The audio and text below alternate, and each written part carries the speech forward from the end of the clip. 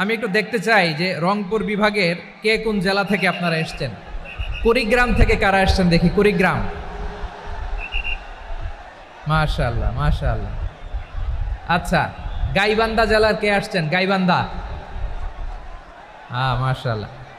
ঠাকুরগাঁও, ঠাকুরগাঁও অনেকে আসছেন। দিনাজপুর জেলা থেকে মাশাআল্লাহ। নীলফামারী, ঠিক আছে, ফি আমানিল্লাহ। পঞ্চগড় অনেক আসছে। রংপুর, রংপুর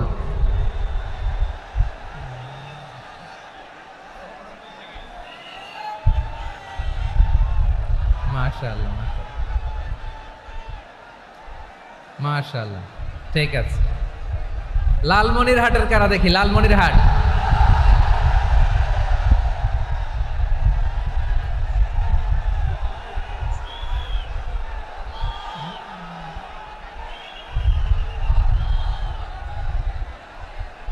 মাশাআল্লাহ মাশাআল্লাহ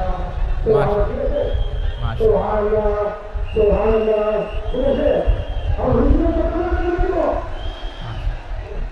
ঠিক আছে ঠিক আছে। আচ্ছা, এই রংপুর বিভাগের বাইরে থেকে অন্য জেলার কারা কারা আসছেন দেখি, তাও আছে অনেকে। মাশাআল্লাহ, ঠিক আছে ঠিক আছে। আজকের প্রোগ্রামে উপস্থিত আছেন প্রধান অতিথি হিসেবে অধ্যক্ষ আসাদুল হাবিব দুলু ভাই, সাংগঠনিক সম্পাদক বিএনপি, জাতীয় নির্বাহী কমিটির সভাপতি, জেলা বিএনপি লালমনিরহাট। বিশেষ অতিথি হিসেবে আমাদের অনেক ভাইরা এসছেন, সবাইকে শুকরিয়া জানাই। সভাপতিত্ব করছেন জনাব আব্দুল হাকিম। আইন শৃঙ্খলা বাহিনী, প্রশাসন, ভলান্টিয়ার্স, শুনেছি আমি প্রায় 5,000 ভলান্টিয়ার্স আপনারা নিয়োগ দিয়েছেন। আলহামদুলিল্লাহ আলহামদুলিল্লাহ, অনেক গোছালো প্রোগ্রাম। আমার প্রাণ ঢালা ভালোবাসা জানবেন, আমার হৃদয়ের গহীন থেকে ভালোবাসা নেবেন, শুভেচ্ছা জানবেন সবাই। ঠিক আছে ঠিক আছে।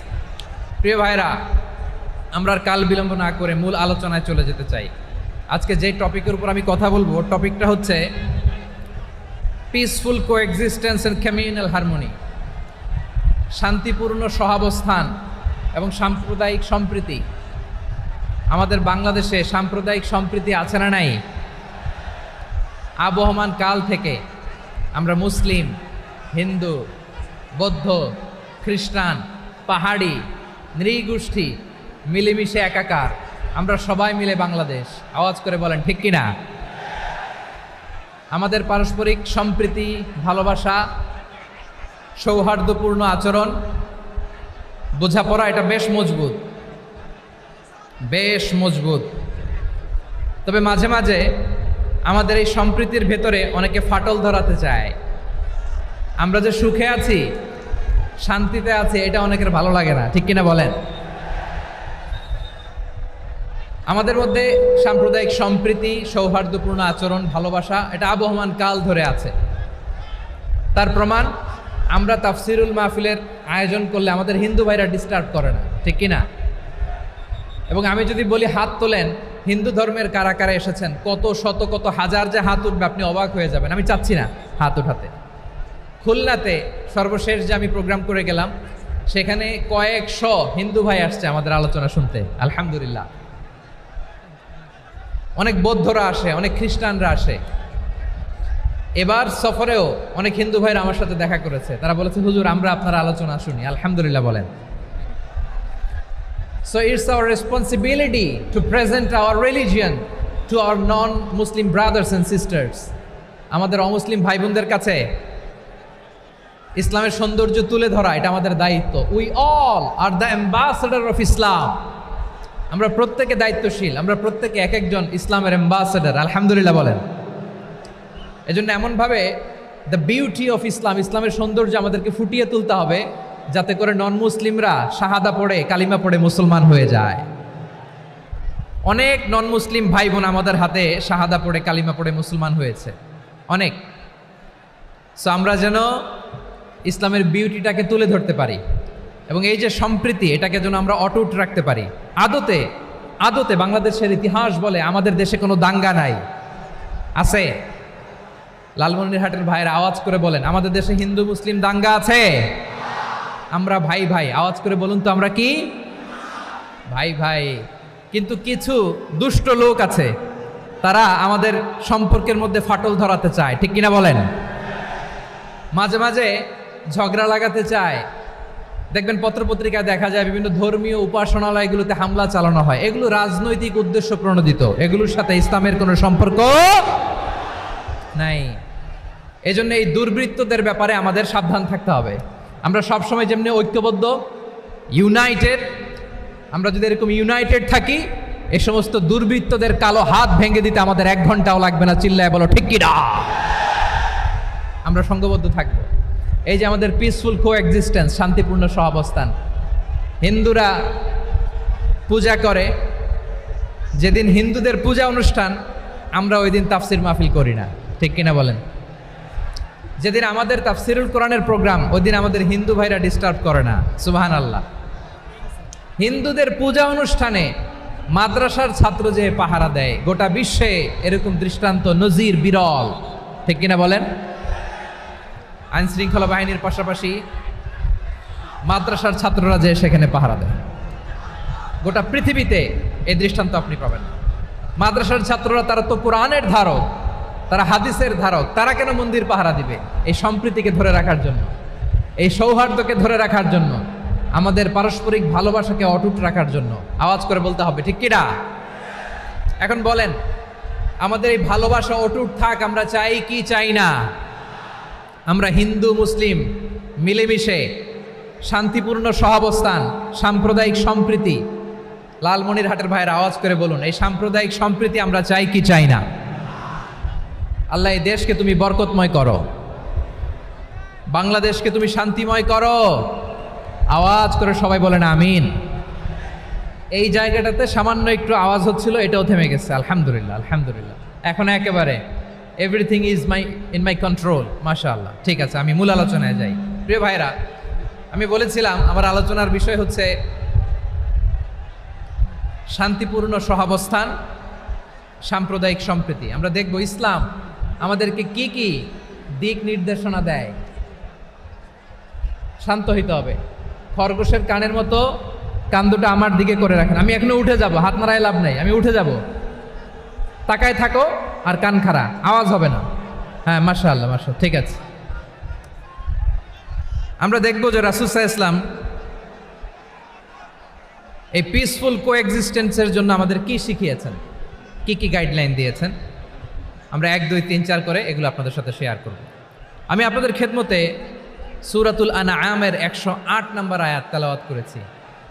এখানে আল্লাহ রাব্বুল ইজ্জা ওয়াল জালাল তিনি ইরশাদ করছেন, ওয়ালা তাসুব্বুল্লাযীনা ইয়াদউনা মিন দুনিল্লাহি ফায়াসুব্বুল্লাহা আদওয়াম বিগাইরি ইলম কাযালিকা যায়্যান্না লিকুল্লি উম্মাতিন আমালাহুম সুম্মা ইলা রাব্বিহিম মারজিউহুম ফায়ুনাব্বিউহুম বিমা কানু ইয়ামালুন। রব্বুল আলামিন বলেন, গোলাম ও আমার ইমানদার বান্দারা, শোনো শোনো। ও আমার বিশ্বাসী বান্দারা, শোনো শোনো। লা তাসুব্বুল্লাযীনা ইয়াদউনা মিন দুনিল্লাহ ফায়াসুব্বুল্লাহা আদওয়াম বিগাইরি ইলম। ও আমার বিশ্বাসী বান্দারা, যারা আল্লাহকে ব্যতি রেখে, আল্লাহকে বাদ দিয়ে অন্য উপাস্যকে ডাকে, দেবীর পূজা করে, তোমরা খবরদার তাদের গালি দিও না। আওয়াজ করে বলেন, কি দিও না? আল্লাহ বলেন, ও বিশ্বাসীরা শোনো, যারা আল্লাহকে বেছে রেখে দেবীর পূজা করে, অন্য উপাস্যের পূজা করে, তাদেরকে ডাকে, ওই দেবতাদেরকে তোমরা গালি দিও না। যদি ওই দেবতাদেরকে গালি দাও, তাহলে ভুলবশত, শত্রুতাবশত তারা তোমাদের রব আল্লাহকে গালি দেবে, ঠিক কি না? তোমরা যদি তাদের দেবতাদের গালি দাও, ওরা রেগে তোমার আল্লাহরে গালি দিবে, তাহলে আল্লাহরে গালি খাওয়ানোর কারণ হয়ে গেলাম আমি, ঠিক কি না? বলেন।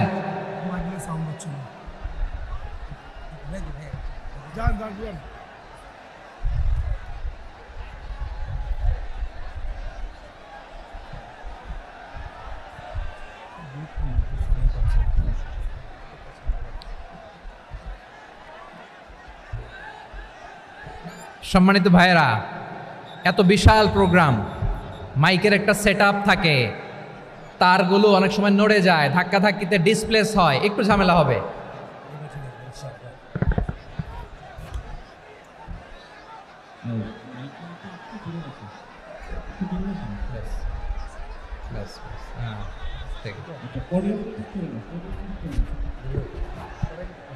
ঠিক আছে, একটু একটু সমস্যা হবে মাঝে মাঝে। আপনারা শান্ত থাকলে, শান্ত থাকতে হবে। এইভাবে সাউন্ড নাই, এই নাই, এই বলতে বলতে আমার সময়ও নাই, উঠে যেতে হবে, এগুলো বোকামি। এই বিভাগীয় প্রোগ্রামগুলোতে যাই, চিৎকার চেঁচামেচি করে তোমরা আসো, সময় শেষ, আমাকে উঠে যেতে হয়। আমরা তো বঞ্চিত হলাম, গুরুত্বপূর্ণ অনেক কথা শোনাবো তোমাদের, অনেক।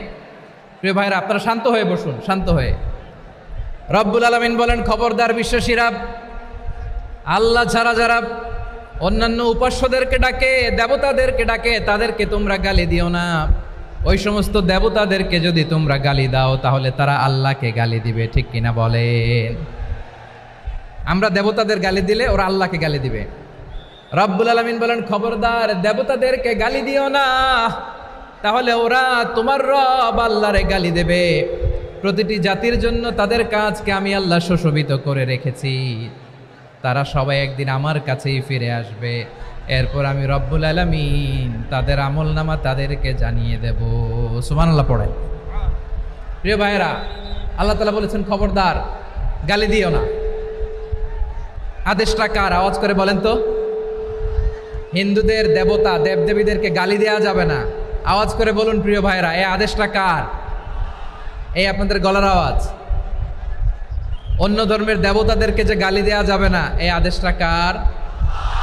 আরো জোরে বলুন, কার? গালি দিবেন কোন দেবতাকে? দিবেন? যদি দেন তাহলে ওরা আল্লাহরে গালি দিবে, তাহলে আল্লাহরে গালি খাওয়াইলো কে? আপনি, ঠিক কিনা বলেন? আমি আল্লাহকে গালি খাওয়ানোর কারণ হলাম, কারণ আমি যদি গালি না দিতাম ওরা আমার রবকে গালি দিত না। আওয়াজ করে বলেন ঠিক কিনা? তাহলে প্রিয় ভাইয়েরা, ইসলাম আমাদেরকে শিখায়, সূরাতুল আনআমের 108 নম্বর আয়াত থেকে আমরা বুঝলাম, কোনো ধর্মকে ছোট করা যাবে না। অন্য ধর্মকে ছোট করা মানে ইসলামকে ছোট করা। অন্য ধর্মের দেবতাকে গালি দেওয়া মানে আল্লাহকে গালি খাওয়ানো। আওয়াজ করে বলেন ঠিক কিনা? খবরদার, এটা করা যাবে না। আর অন্য ধর্মের দেবতাকে যদি আপনি গালি দেন, ওরা ইসলাম থেকে দূরে সরে যাবে। যাও ইসলামের প্রতি আকৃষ্ট হয়েছিল, আর কোনোদিন ইসলামের ধারে কাছে আসবে না। আওয়াজ করে বলেন ঠিক কিনা? এজন্য কখনো কোনোদিন অন্য ধর্মের দেবতাদেরকে গালি দেওয়া যাবে না। অন্য ধর্মের কোনো দেবতাদেরকে আমরা গালি দিব না, গালি দিব না, বরং ইসলামের beauty, the beauty of Islam, ইসলামের সৌন্দর্যকে আমরা তুলে ধরব। আমরা যদি বিশ্বনবী সাল্লাল্লাহু আলাইহি ওয়াসাল্লামের জীবনের দিকে তাকাই, তাহলে আমি দেখব বিষ্ণু ইসলাম মক্কাতে কিংবা মদিনাতে অন্য ধর্মের লোকদের সাথে খুব পিসফুলি লাইফ লিড করেছেন। হোক মুশরিক, হোক খ্রিস্টান, হোক ইহুদি, বিশ্বনবী সবার সাথে মিলেমিশে ছিলেন। আলহামদুলিল্লাহ বলেন। ইসলাম হচ্ছে পিসফুল রিলিজিয়ান। অন্য ধর্মের প্রতি সহনশীলতার সবক ইসলাম আমাদেরকে দেয়। কিন্তু প্রতিটি মুসলিমের এটা মনে রাখতে হবে, আল্লাহর কাছে পছন্দনীয় গ্রহণযোগ্য ধর্ম, জীবনাদর্শ একটি, সেটা হচ্ছে ইসলাম। আওয়াজ করে বলেন সেটা কি? লালমনিরহাটের ভাইয়েরা আওয়াজ করে বলুন, আল্লাহর কাছে মনোনীত ধর্ম একটি, সেটা কি? এজন্য রব্বুল আলামিন বলেন, ইন্নাদ-দীনা ইনদাল্লাহিল ইসলাম, আল্লাহর কাছে মনোনীত গ্রহণযোগ্য অ্যাকসেপ্টেড ধর্ম মতাদর্শ একটা, সেটা হলো ইসলাম। ইসলাম ছাড়া অন্য কোনো ধর্ম যদি কেউ তালাশ করে, তার ওই ধর্ম আল্লাহ গ্রহণ করবে না। ওমাই ইয়াবতাগি গায়রাল ইসলামি দীনান ফালাই ইউকবালা মিন ওয়া হুয়া ফিল আখিরাতি মিনাল খাসিরিন।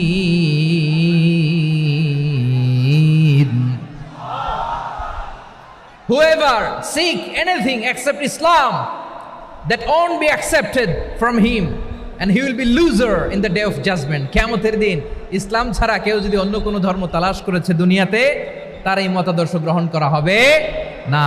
and he will be loser, সে হবে লুজার, ক্ষতিগ্রস্ত, হাই হাই কোম্পানির ম্যানেজার। ওর আমও শেষ, সালাও শেষ। আওয়াজ করে বলেন ঠিক কি না? এজন্য ইসলাম পেয়ে আমরা খুশি না বেজার? প্রত্যেক নামাজ শেষে আমরা আল্লাহরে বলি, আল্লাহ রাদিতু বিল্লাহি রাব্বা ওয়া বিল ইসলামি দীনা ওয়া বি মুহাম্মাদিন নাবিয়ান ওয়া রাসূলা। ও আল্লাহ, তোমারে রব হিসেবে পেয়ে আমরা খুশি। ও আল্লাহ, ইসলামকে ধর্ম হিসেবে পেয়ে আমরা খুশি। বিশ্বনবীকে আমাদের রাসূল পেয়ে আমরা খুশি। ঠিক কিনা বলে? ইসলাম ছাড়া অন্য কোনো ধর্ম আমরা গ্রহণ করব না। ঠিক কিনা বলেন? আল্লাহর কাছে অ্যাকসেপ্টেড রিলিজিয়ান একটা, সেটা ইসলাম। তো বিশ্বনবী সাল্লাল্লাহু আলাইহি ওয়াসাল্লাম মক্কাতে কিংবা মদিনাতে খুব পিসফুলি এক্সিস্ট করেছেন, যে কোনো ধর্মের সাথে মিলেমিশে চলেছেন। তার প্রমাণ আমরা যদি রাসূল সাল্লাল্লাহু আলাইহি ওয়াসাল্লামের বায়োগ্রাফির দিকে তাকাই, তাহলে দেখব তিনি মুশরিকদের সাথে পিস ট্রিটি করেছেন, শান্তি চুক্তি, পিস ট্রিটি, পিস এগ্রিমেন্ট। আপনারা হুদাইবিয়ার সন্ধির নাম শুনেছেন? আমার লালমনিরহাটের কলিজার টুকরা ভাইয়েরা, হুদাইবিয়ার সন্ধির নাম আপনারা শোনেন নাই? 6ষ্ঠ হিজরিতে বিষ্ণু ঈসা ইসলাম মুশরিকদের সাথে এই ট্রিটি করেছেন, চুক্তি। কাদের সাথে? মুশরিকদের সাথে। আমরা তো মুসলমান বসতে পারি না, আমরা দুই মুসলিম ভাই একসাথে বসে চা খেতে পারি না, গল্প করতে পারি না। বিষ্ণু ঈসা ইসলাম মুশরিকদের সাথে ট্রিটি করেছেন, হুদাইবিয়ার সন্ধি। এই সন্ধির আগে মক্কা থেকে কেউ মদিনায় যেতে পারে না, মদিনা থেকে কেউ মক্কায় যেতে পারে না। কিন্তু এই সন্ধির পরে ট্রাফিক স্বাভাবিক হয়ে গেল। মক্কার লোকেরা মদিনায় আসতে পারে, মদিনার লোকেরা মক্কায় আসতে পারে। এটাকে বলে সুলহে হুদাইবিয়া, the peace agreement of Hudaibiya, শান্তি চুক্তি। আমরা পৃথিবীতে এখন অনেক শান্তি চুক্তির নাম শুনি, এগুলো সব the piece treaty of Hudaibiya থেকে কপি করা। আল্লাহু আকবার। তাহলে বিশ্বনবী সাল্লাল্লাহু আলাইহি সাল্লাম তিনি যে শান্তিপূর্ণ সহাবস্থানে বিশ্বাসী ছিলেন, মুসলমানেরা যে অন্য ধর্মের প্রতি সহনশীল, তার প্রমাণ হচ্ছে এই পিস ট্রিটি। শুধু তাই নয়, মাইকের সাউন্ডটা একটু বাড়াই দিতে হবে, খুব দুর্বল, একটু মজবুত করতে হবে, আর একটু ক্লিন করতে হবে, আর সবগুলা জায়গায় সাউন্ড যাচ্ছে কিনা একটু ক্রস চেক করতে হবে। হ্যাঁ, পাবেন দিচ্ছে mic operator, he is trying his level best, দিচ্ছে। মাইক অপারেটর যিনি আছেন, প্রতিটি জায়গায় প্রতিটি সাউন্ড বক্সে যেন আওয়াজ পাওয়া যায়, একটু ক্রস চেক করেন, সাউন্ডটাকে একটু স্ট্রং করে দেন। হ্যাঁ, ঠিক আছে, মাশাআল্লাহ। এদিকে তাকান, এদিকে। মক্কার পার্ট গেল, পিস এগ্রিমেন্ট করলেন, শান্তি চুক্তি। বিষ্ণু ঈসা ইসলাম মদিনায় যেয়ে কি করলেন? মদিনায় যে বিষ্ণু ঈসা ইসলাম মদিনা চার্টার করলেন, মদিনা সনদ, সাহিফাতুল মদিনা, এটার বলে মদিনা চার্টার। যে ওয়েস্টে, ইউরোপে, আমেরিকাতে তারা অনেক চার্টার করে, এই সব চার্টার মদিনা চার্টার থেকে কপি করা। আওয়াজ করে পড়েন সুবহানাল্লাহ। বিষ্ণু ঈসা ইসলাম মদিনায় গেলেন, মদিনাতে মুসলিম, মুশরিক, ইয়াহুদি, এই 3 ধর্মের লোক মিলে সব স্টেক হোল্ডার যারা আছে সবাইকে নিয়ে বিষ্ণু ঈসা ইসলাম মদিনা চার্টার করলেন, মদিনা সনদ। পড়েন সুবহানাল্লাহ। শুধু তাই নয়, মক্কাতে বিশ্বনবী পিস এগ্রিমেন্ট করলেন, শান্তি চুক্তি মুশরিকদের সাথে। মদিনাতে যে বিশ্বনবী মদিনা চার্টার করলেন, মদিনা সনদ করলেন ইহুদিদের সাথে। আবার মদিনাতে বিশ্বনবী ইহুদিদের সাথে পিস ডায়ালগ করলেন, ইন্টারফেথ ডায়ালগ করলেন, আন্তধর্মীয় সংলাপ করলেন। যেই সংলাপের মূল ভিত্তি ছিল তাওহীদ। মূল ভিত্তি ছিল কি? তাওহীদ।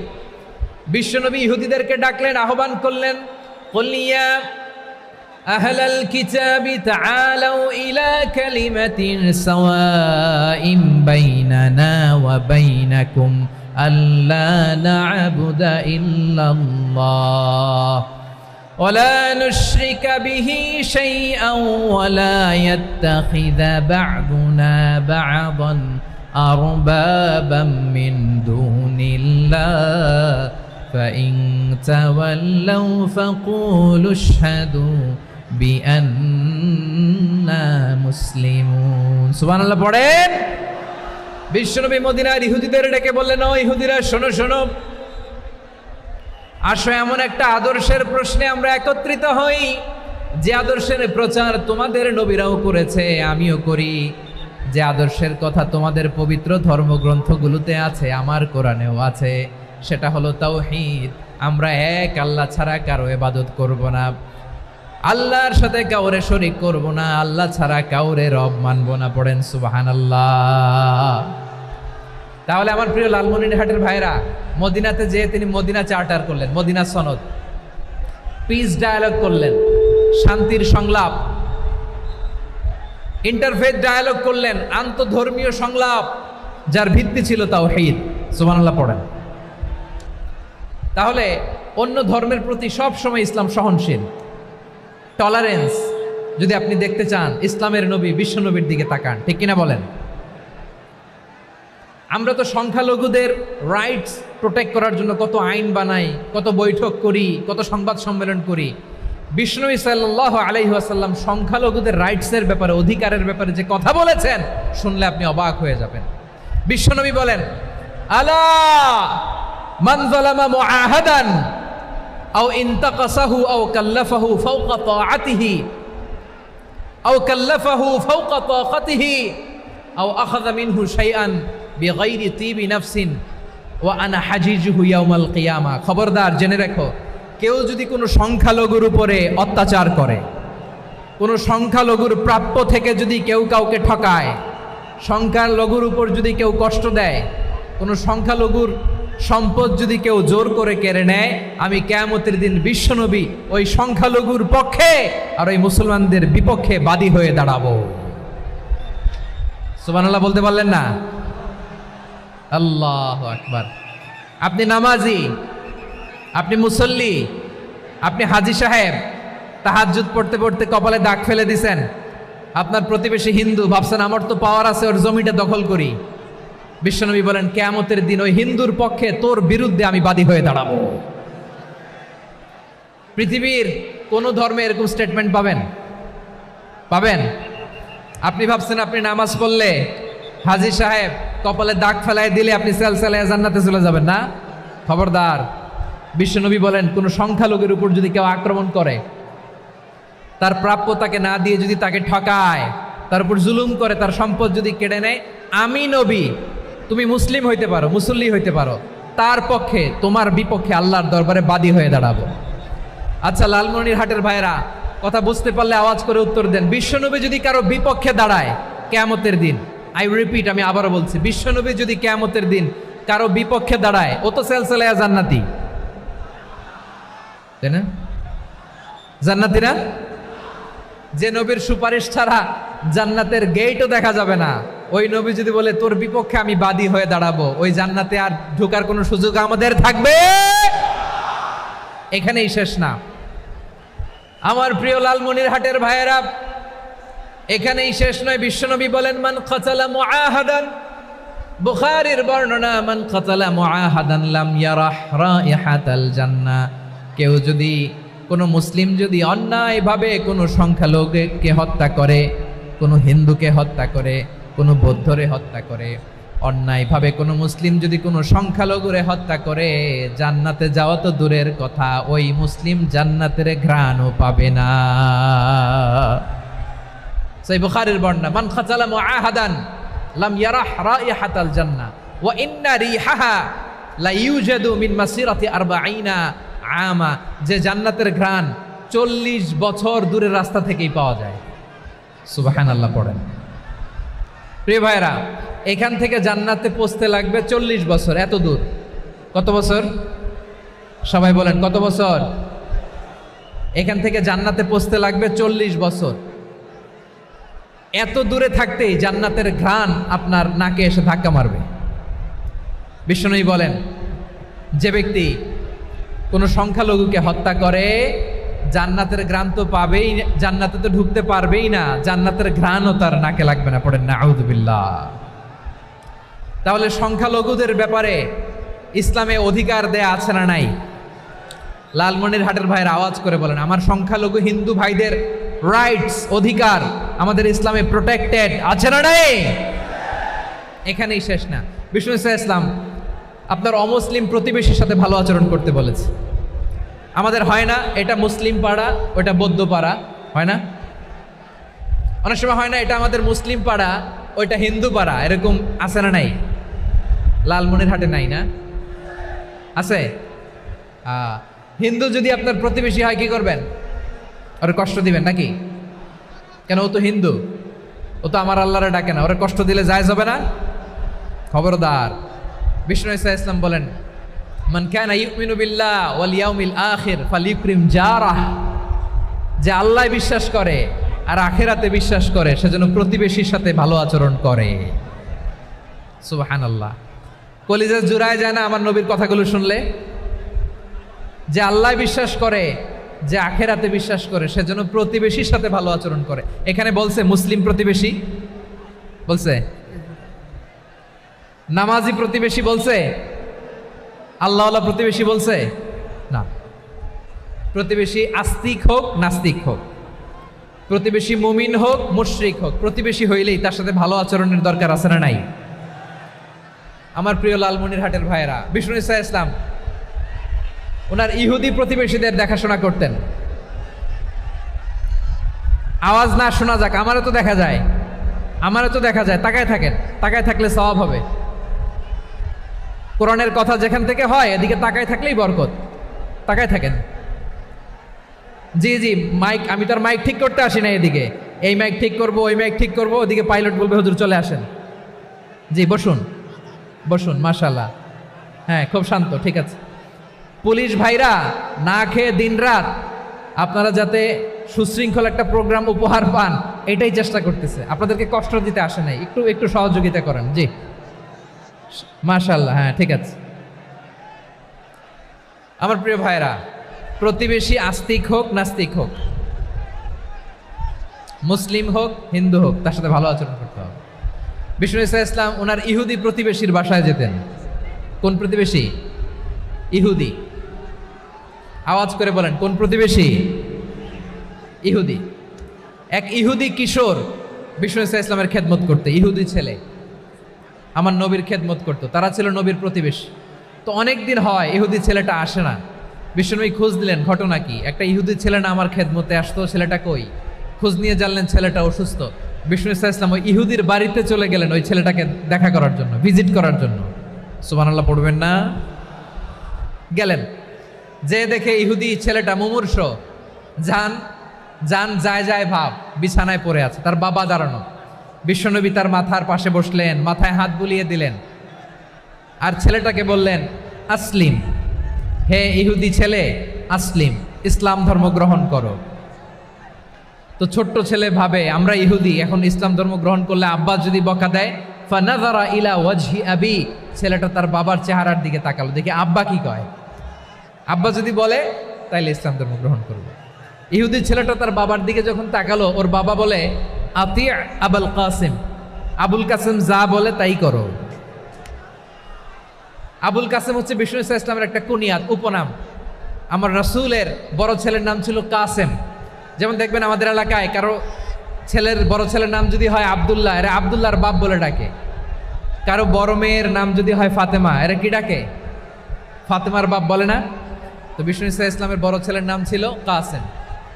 ইহুদি বাবা বলল আতি আবুল কাসেম, আবুল কাসেম যা বলে তাই শোনো, মানে মোহাম্মদ যা বলে তাই শোনো। এই কথা শুনে ছেলে সাহস পাইছে, ছেলে আবার পড়তে আরম্ভ করলো আশহাদু আল্লাহ ইলাহা ইল্লাল্লাহ ও আশহাদু আন্না মুহাম্মাদার রাসূলুল্লাহ, পড়েন আল্লাহু আকবার। বিশ্বনবীর আহ্বান শুনে ওই আহ্বানে সাড়া দিয়ে ইহুদি ছেলে শাহাদা পড়ে মুসলমান হয়ে গেল। তার হৃদয়টারে ইমানের নূর দিয়ে আলোকিত করে দিল কে?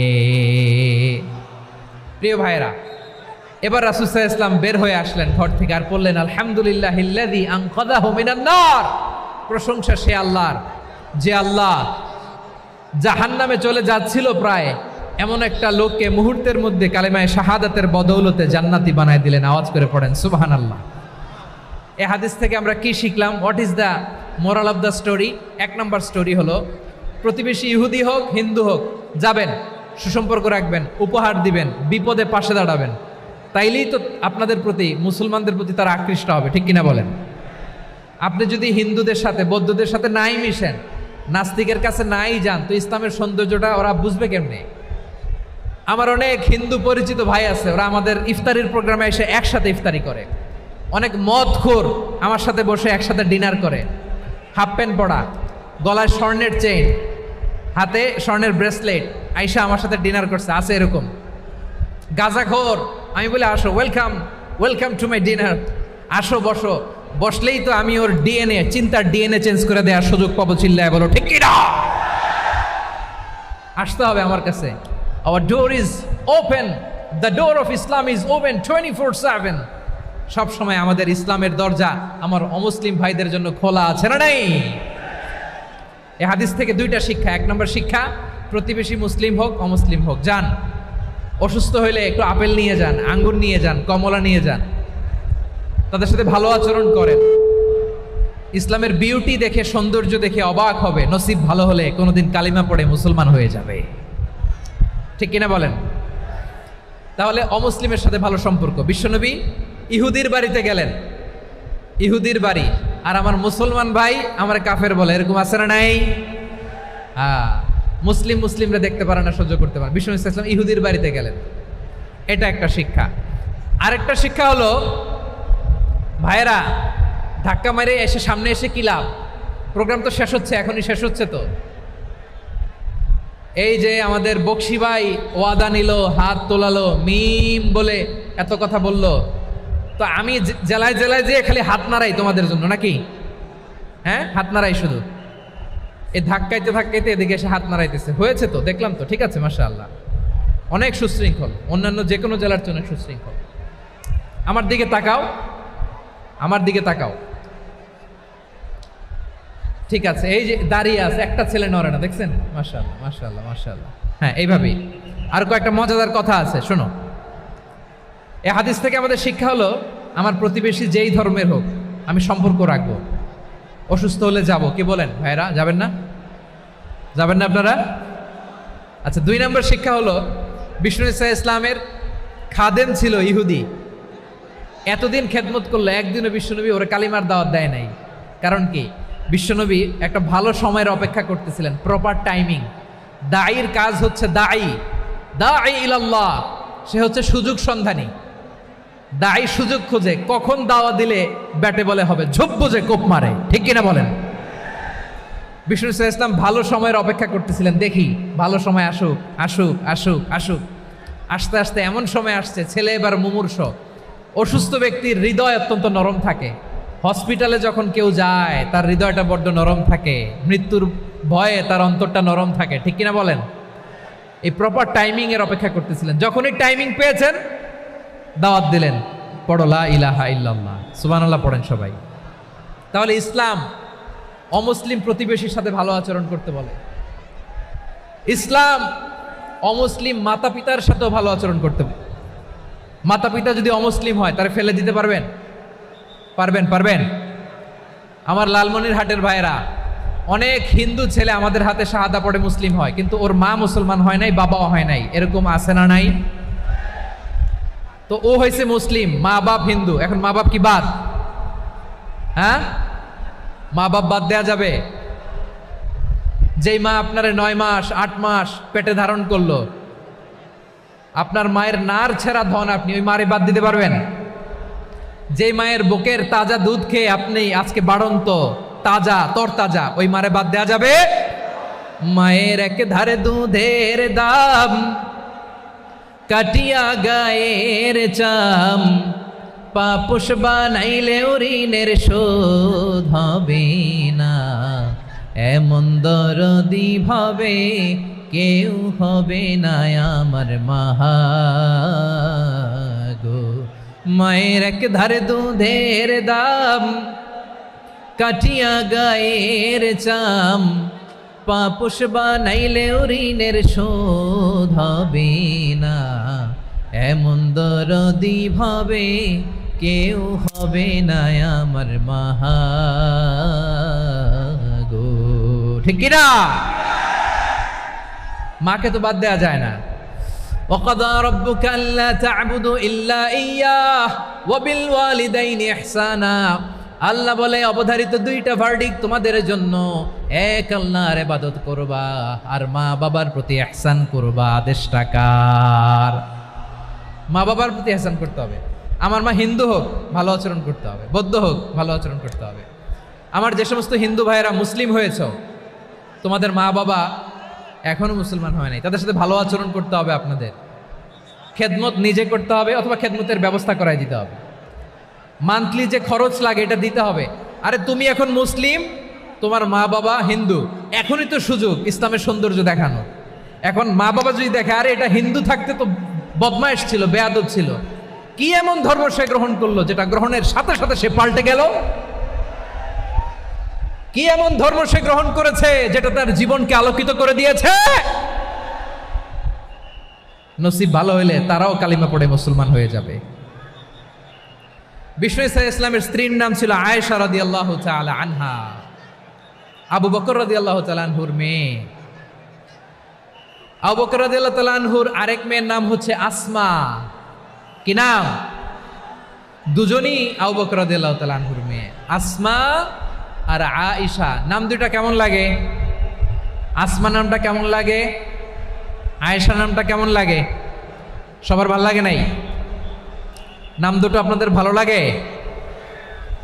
লালমনিরহাটে অনাগত যদি কন্যা সন্তান হয়, যদি মনে চায় আসমা রেখে দিতে পারবেন, যদি মনে চায় আয়েশা রেখে দিয়েন। দেশে বিদেশে এয়ারপোর্টে রাস্তাঘাটে শুধু বলে হুজুর একটা নাম দেন, আমার ছেলের একটা নাম দেন, মেয়ের একটা নাম দেন।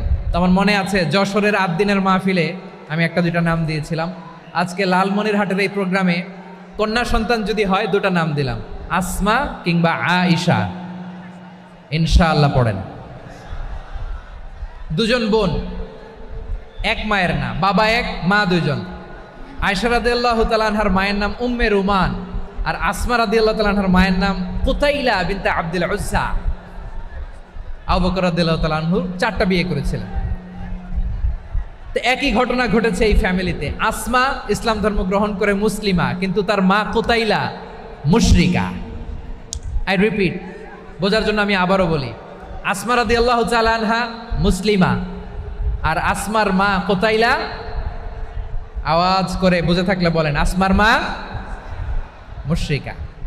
তার মানে মেয়ে মুসলিম, মা অমুসলিম। ভেজাল আছে না নাই? কিন্তু কুতাইলা আর ধৈর্য ধারণ করতে পারে না। নার ছেড়া ধন, কলিজার টুকরা ধন, কলিজার টুকরা সন্তান আসমারে দেখতে বড্ড মন চায়। সাইয়েদনা আসমা রাদিয়াল্লাহু তাআলা আনহা মক্কা থেকে হিজরত করে মদিনায় চলে গেলেন হুদাইবিয়ার পর। যখন মক্কা মদিনার ট্রাফিক স্বাভাবিক হলো, মক্কার লোক মদিনায় যায়, মদিনার লোক মক্কায় আসে। কুতাইলা কলিজার টুকরা সন্তান আসমারে দেখার জন্য কিছু উপহার নিয়ে বিশাল মরুপথ পাড়ি দিয়ে মক্কা থেকে মদিনায় যায়। সুবহানাল্লাহ বলেন। এখন মা আসছে মেয়ের সাথে দেখা করতে, মেয়ে তো আর দেখা দেয় না। মেয়ে ভাবছে আমার মা তো মুশরিকা, অপবিত্রা, তার সাথে কি দেখা দেয়া যাবে? বিশ্বনবীর দরবারে চলে গেলেন। সুবহানাল্লাহ বলেন। কি সৌভাগ্যবান ছিল তারা, মাসলা জানার দরকার হলেই নবীর দরবারে চলে যেত। ঘরে বউয়ের সাথে ঝগড়া হলে নবীর দরবারে চলে যেত। অনেক সাহাবী বলে আমার পেটে ক্ষুধা লাগলো আমি নবীর কাছে চলে যেতাম, কারণ নবীর চেহারার দিকে তাকালেই আমার পেটের ক্ষুধা মিটে যেত। সাইয়েদনা আসমা রাদিয়াল্লাহু তাআলা আনহা বিশ্বনবীর কাছে চলে গেলেন, যে বললেন ইয়া রাসূলুল্লাহ ইয়া হাবিবাল্লাহ ইন্না উম্মি কাদিমাতুন ইলাইয়া ওয়া হিয়া রাগিবা। আমার মা মক্কা থেকে অনেক দূর মরুর পথ পাড়ি দিয়ে উপহার সামগ্রী নিয়ে মদিনায় আমার সাথে দেখা করতে এসেছে গো নবী। আমার জানতে বড্ড ইচ্ছে হয় আমি আমার মুশরিকা মাখা করতে পারবো কিনা। আফা আসিলুহা, আগে যেমনি আমি আমার মায়ের সাথে ভালো আচরণ করতাম, যেমনি আমি আমার মায়ের সাথে সদাচরণ করতাম গো নবী, এখন আমি মুসলিমা, মা মুশরিকা, এখনো কি আগের মতো সদাচরণ করতে পারবো নাকি? বিশ্বনবী বললেন নাম সিলিহা, হ্যাঁ রে আসমা, অবশ্যই অবশ্যই, আগে ঠিক যেমন তুমি তোমার মায়ের সাথে ভালো আচরণ করতে, এখনো তেমনি আগের মতো ভালো আচরণ করবা। আওয়াজ করে পড়েন সুবহানাল্লাহ। কি ইসলাম আমরা পেয়েছি! কত ব্রড মাইন্ডেড আমাদের ইসলাম, কত ওপেন মাইন্ডেড ইসলাম, কত ওপেন আপ করতে পারে, চিন্তা করতে পারেন। বিষ্ণু বললেন হ্যাঁ অবশ্যই, নাম সুলিহা, আগে যেমনি ভালো আচরণ করছো আসমা, এখন ওই রকমই করো, পারলে আরো বাড়ায় করো। সুবহানাল্লাহ বলেন। তাহলে আমার যে হিন্দু ভাইয়েরা, হিন্দু বোনেরা ইমানের বদৌলতে দৌলতে আপনি ধন্য হয়েছেন, আপনার আম্মা আব্বা এখনো মুসলমান হয় নাই, তাদের জন্য দোয়া করেন, তাদের জন্য দোয়া করেন, আল্লাহ যেন তাদেরকেও ইমানের দৌলত দান করে। আমরা সবাই পড়ি আমিন, আরো জোরে পড়েন আমিন। এখন বলেন, ইসলাম কি ন্যারো মাইন্ডেড রিলিজিয়ান না ব্রড মাইন্ডেড? লালমনিরহাটের যুবক ভাইরা আওয়াজ করো, ইসলাম কি ন্যারো মাইন্ডেড না ব্রড মাইন্ডেড? কতটা ব্রড মাইন্ডেড দেখেন। বিশ্বনবী সাল্লাল্লাহু আলাইহি সাল্লাম অমুসলিমরা যদি নবীকে উপহার দিত, ওই উপহারও বিশ্বনবী গ্রহণ করতেন। সুবহানাল্লাহ পড়েন। আপনার অমুসলিম বন্ধু যদি উপহার দেয়, সেটাও আপনি নিতে পারবেন, যেটা নেওয়া জায়েজ। কিন্তু আপনার বন্ধু যদি আপনার মদের বোতল দেয়, নিতে পারবেন? হ্যাঁ, মদের বোতল দিলে পারবেন না। আপনার বন্ধু যদি আপনার পর্ক দেয়, পর্ক, শুকরের গোশত মিশ্রিত কোনো খাবার, ওটা নিতে পারবেন না। হালাল যে কোনো জিনিস নিতে পারবেন। বিশ্বনবী সাল্লাল্লাহু আলাইহি ওয়াসাল্লাম অমুসলিমদের দেয়া হাদিয়া গ্রহণ করতেন। কেমন নবী ছিলেন? আমার নবীরে চিনে নেন, আমার নবীর অ্যাটিটিউড জেনে নেন। বিশ্বনবী সাল্লাল্লাহু আলাইহি ওয়াসাল্লাম যখন কোনো জনপদে যেতেন, 3টা অপশন নিয়ে যেতেন। প্রিয় ভাইয়ের আওয়াজ করে বলতে হবে, কোনো জনপদে গেলে আমার নবীর অপশন থাকতো কয়টা? আমার মতো 3 আঙ্গুল উঁচু করে দেখান আর বলুন, আমার নবী কোনো জনপদে গেলে কয়টা অপশন নিয়ে যেতেন? 1 নাম্বার অপশন, আসলিম তাসলাম। নতুন এলাকায় গেলে বলতেন আসলিম তাসলাম, ইসলাম ধর্ম গ্রহণ করো, শান্তিতে থাকবা, আমার ভাই হয়ে যাবো, আমরা ভাই ভাই। ইসলাম মানো, আমরা ভাই ভাই। অপশন নাম্বার কত? 1। যদি বলে না ইসলাম মানবো না, ওকে, অপশন নাম্বার 2, মুসলিম হওয়ার দরকার নাই, লা ইকরাহা ফিদ্দিন, ইসলামে কোনো বাড়াবাড়ি নাই। খ্রিস্টান আছো থাকো, বৌদ্ধ আছো থাকো, ইহুদি থাকতে চাও থাকো, কিন্তু আমরা যেহেতু রিজিওনাল সুপার পাওয়ার, আমাদের আন্ডারে থাকো, ট্যাক্স দিয়া থাকো, এটার বলে জিজিয়া। আলেম যারা আছেন বুঝবেন, এটার আরবিতে কি বলে? জিজিয়া। You pay us the tax, we will give you the security. তোমরা ট্যাক্স দিবা, আমরা সিকিউরিটি দিব, আমাদের আওতায় থাকবা, কেউ তোমাদেরকে আক্রমণ করতে পারবে না, আমরা নিরাপত্তা দিব। সুবহানাল্লাহ বলেন। এটা অপশন নাম্বার কত? আচ্ছা, বুঝে থাকলে বলেন, 1 নাম্বার অপশন কি ছিল? ইসলাম। ইসলাম মানো, শান্তিতে থাকবা, ভাই ভাই, আমরা ভাই ভাই। অপশন নাম্বার 2, ট্যাক্স দাও, আমরা নিরাপত্তা দিব, মুসলিম হওয়া লাগবে না। এখন 1 নাম্বারও মানে না, 2 নাম্বারও মানে না, মুসলিম হবো না, ভালো, খ্রিস্টান থাকো, ট্যাক্স দাও, আমরা সিকিউরিটি দিব না, এইটাও মানি না। বিষ্ণু বলেন, তাহলে তলোয়ার আমাদের আর তোমাদের মাঝে ফয়সালা করবে। মুসলিমও হবা না, ট্যাক্স দিবা, নিরাপত্তা দিব, আমরা সুপার পাওয়ার, আমাদের আন্ডারে থাকবে, এইটাও না। তাহলে তোমাদেরকে তো আমরা বিশ্বাস করতে পারি না, কখন না কখন বিশ্বাসঘাতকতা করো, কার সাথে মিলে হাত মিলাও, তলোয়ার আমাদের মাঝে ফয়সালা করবে। তখন তিনি জেহাদের সশস্ত্র সংগ্রামের ঘোষণা দিতেন। সুবহানাল্লাহ পড়েন। দেখেন, পশ্চিমারা জেহাদকে এইভাবে চিত্রায়িত করে না। ওরা জেহাদ বলতে বোঝায় তলোয়ার, হাত কাটো, গলা কাটো, না। জেহাদ সশস্ত্র সংগ্রাম 3 নম্বরে। অধিকাংশ ক্ষেত্রেই বিশ্বনবীর সুন্দর আচরণ দেখে, আরে আমার নবীর যে নুরানি চেহারা, অনেকে তো কেবল সিরেফ চেহারাটা দেখেই কালিমা পড়ে মুসলমান হয়ে গিয়েছে। যারা মুসলিম হয় নাই, তারা তাদের ইসলামেই বলবৎ ছিল, ট্যাক্স দিয়ে ইসলামের আন্ডারে ছিল। যারা এটাও মানে নাই, ওইটাও মানে নাই, তাদের বিরুদ্ধে জেহাদ। বিষ্ণু ইসলাম 7ম হিজরিতে যখন খায়বার বিজয়ের পরে ইসলাম রিজিওনাল সুপার পাওয়ার হিসেবে আত্মপ্রকাশ করলো, বিশ্বনবী চিঠি লিখলেন অন্যান্য সুপার পাওয়ারের কাছে, রাষ্ট্রীয় চিঠি লেখে এক রাষ্ট্রপ্রধান আরেক রাষ্ট্রপ্রধানের কাছে। ঠিক কিনা বলেন? জানেন না আপনারা? এই যে 24-এর ছাত্র নাগরিক অভ্যুত্থানে, এই অভ্যুত্থান যখন শুরু হয়, আমি তখন সাউথ আফ্রিকাতে, একটা স্ট্যাটাস দিয়েছিলাম, কোটা নয়, গোটা দেশ সংস্কার করা লাগবে। শুধু বাংলাদেশ নয়, সারা বিশ্বের বাংলা ভাষাভাষী লোকেরা এই আন্দোলনের সাথে সমর্থন তারা করেছে, এটাকে সাপোর্ট করেছে, তারা সমর্থন দিয়েছে। আমাদের ইউনাইটেড আরব আমিরাতের বাংলাদেশি ভাইয়েরা, তারা সেখানে রাস্তায় নেমে এসেছিল, জানেন? ওইখানে ডেমনস্ট্রেশন করা যায় না, সেখানকার সরকার তাদেরকে যাবজ্জীবন দিয়েছিল। তখন আমাদের এই যে প্রধান উপদেষ্টা ডক্টর মোহাম্মদ ইউনূস সরাসরি G2G বলে, এটারে G2G, government to government, G2G, উনি চিঠি লিখলেন যে তাদেরকে, ইউর হাইনেস, হে সম্মানিত আমির, আপনি আমার এই চিঠির কারণে আমার সম্মানে এই 53 জন বাংলাদেশিকে মাফ করে দেন। এই চিঠির বদৌলতে বেকসুর খালাস পেয়ে গিয়েছিল আমাদের ভাইরা, জানেন না এই ঘটনা আপনারা? তাহলে গভর্নমেন্ট টু গভর্নমেন্ট চিঠি দেওয়া হয়। সপ্তম হিজরিতে বিষ্ণু ইসলাম সব সুপার পাওয়ারের কাছে চিঠি দিলেন, রোমান সম্রাটের কাছে, পারস্য অধিপতির কাছে, মিশরের অধিপতির কাছে, সবার কাছে চিঠি লিখলেন।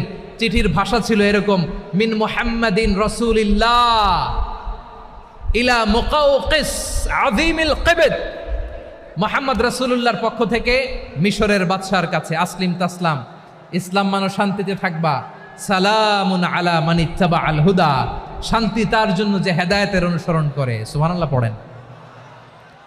তো এই চিঠি অনেকে ভালোভাবে রিসিভ করেছে, অনেকে এই চিঠি পাওয়ার পরে নবীর কাছে আবার ইন রিটার্ন উপহার পাঠিয়েছে। কি পাঠিয়েছে? উপহার। মিশরের বাদশাহ মুকাওকিস তিনি বিশ্বনবীকে বিশাল এক উপহারের ডালি পাঠিয়েছেন। মিশরের বাদশাহ মুকাওকিস ছিলেন ধর্মে খ্রিস্টান। লালমনিরহাটের ভাইয়েরা আওয়াজ করে বলেন, মিশরের বাদশাহ ধর্মে কি ছিল? খ্রিস্টান। কি উপহার দিয়েছিল আমার নবীকে? শুনতে মনে চায়? আওয়াজ নাই লালমনিরহাটের গলায়, শুনতে মনে যায়? 1000 স্বর্ণ মুদ্রা, 1000 স্বর্ণ মুদ্রা। 2টা খ্রিস্টান দাসী, একজনের নাম মারিয়া বিনতে শামউন আল কিবতিয়া, আরেকজনের নাম সিরিন বিনতে শামউন আল কিবতিয়া।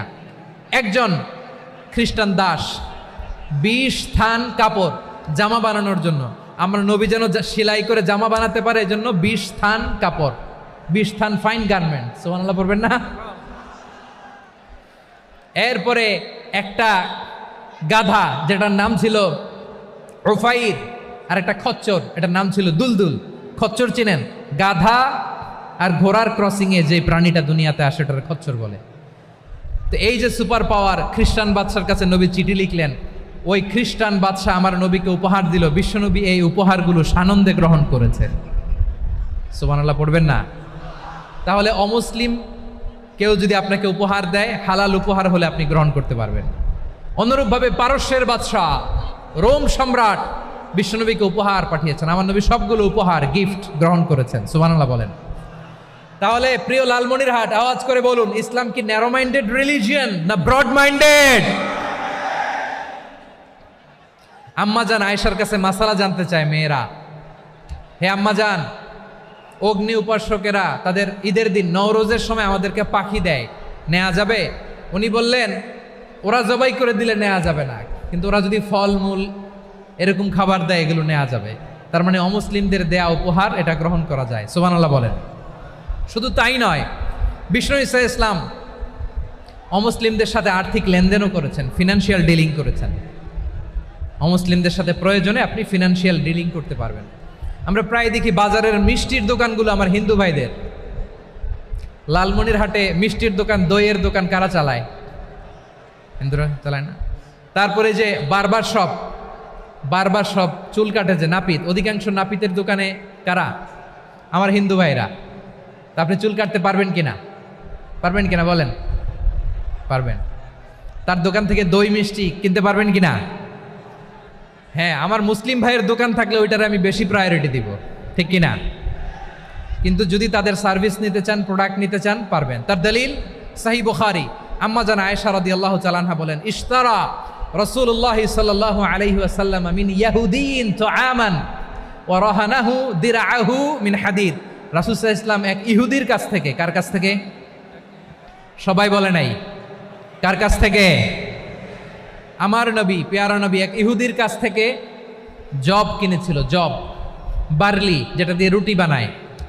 ওই জবের দাম দেওয়া টাকা পয়সা নবীর কাছে ছিল না। ফলে নবী ওনার একটা পোশাককে মর্গেজ রেখেছিলেন, মর্গেজ, বন্ধক, যে এখন এটার দাম দিতে পারবো না, কয়েক কেজি বার্লি নিয়ে যাই আর বন্ধক হিসেবে আমার জামাটা রেখে গেলাম, যেই দিন দাম দিব ওই দিন জামাটা ছুটায় নিয়ে যাব।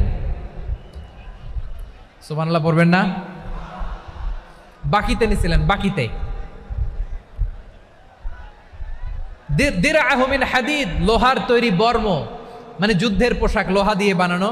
বিষ্ণুনবী বললেন, কয়েক কেজি জব দাও, টাকাটা পরে দিব, এখন টাকা নাই, বন্ধক হিসেবে, মর্গেজ হিসেবে আমার জামা রেখে গেলাম, যখন টাকা দিব জামা ছুটায় নিব। আওয়াজ করে বলতে হবে সুবহানাল্লাহ। এ থেকে বোঝা গেল অমুসলিমদের সাথে ফিনান্সিয়াল ডিলিং করা যায়, অর্থনৈতিক লেনদেন করা যায়, কেনাবেচা করা যায়, প্রোডাক্ট কেনা যায়। এমনকি আমাদের মসজিদে নববীতে বারান্দায় আপনার একটা অটোমেটিক ফ্লাইং আমব্রেলা দেখছেন? সূর্য যখন বাড়ে মসজিদে নববীর বারান্দায় ইয়ার্ডের মধ্যে অটোমেটিক্যালি কিছু আমব্রেলা আছে, সাঁ করে খুলে যায়, আর সূর্যের তাপ লাগে না। আবার সন্ধ্যাবেলায় এই আমব্রেলাগুলো ওরা ক্লোজ করে ফেলে, দেখেন নাই না? দেখছেন? এই মসজিদে নববীকে সর্বোচ্চ উন্নত মানের কনস্ট্রাকশন ইনফ্রাস্ট্রাকচারে ডেভেলপ করার জন্য কর্তৃপক্ষ কিছু অমুসলিম ইঞ্জিনিয়ারের, ডিজাইনারের সহায়তা নিয়েছিল। সুবহানাল্লাহ বলেন। কোন দলিলের ভিত্তিতে? এই দলিলের ভিত্তিতে যে বিষ্ণু ঈসা ইসলাম অমুসলিমদের সাথেও লেনদেন করেছেন। আওয়াজ করে বলতে হবে আল্লাহু আকবার। শুধু তাই নয়,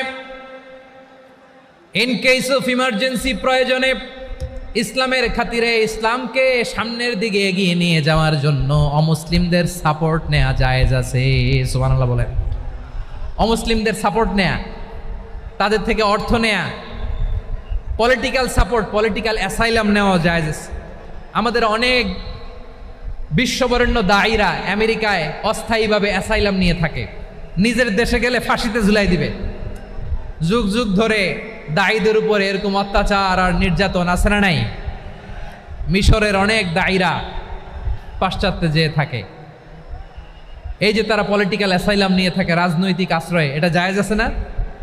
এটা যে জায়েজ আছে তার প্রমাণ স্বয়ং বিশ্বনবী সাল্লাল্লাহু আলাইহি ওয়াসাল্লাম পলিটিক্যাল সাপোর্ট নিয়েছিলেন অমুসলিমদের কাছ থেকে। সুবহানাল্লাহ বলেন। খুব মজাদার একটা ঘটনা, শুনবেন? আপনাদের আগ্রহ দেখে তো মনে হয় না শোনার ইচ্ছা আছে। আছে আছে, গলায় জোর আছে। লিল্লাহি তাকবীর, লিল্লাহি তাকবীর, নারে তাকবীর। মাশাআল্লাহ।